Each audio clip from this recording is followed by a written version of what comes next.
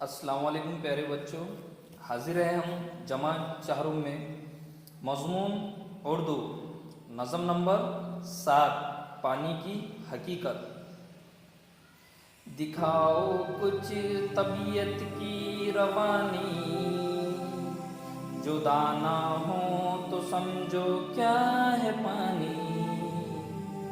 दिखाओ कुछ तबीयत की रवानी, जो दाना हो तो समझो क्या है पानी। ये मिलकर दो हवा से बना है, गिरा खुल जाए तो फौरन हवा है।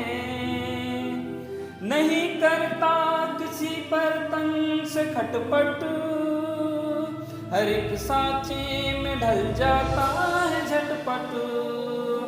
जो हल्का हो उसे सर पर उठाए, जो भारी हो उसे गोता खिलाए। लगे गर्मी तोड़ जाए हवा पर, पड़े सर्दी तो बन जाता है पत्थर। हवा में मिल के गायब हो नजर से, कभी ऊपर से बादल बन के बरसे। इसी के दम से दुनिया में तरी है, इसी की चाह से खेती हरी है। इसी को पी के जीते हैं सब इंसान, इसी से ताजा दम होते हैं वहाँ।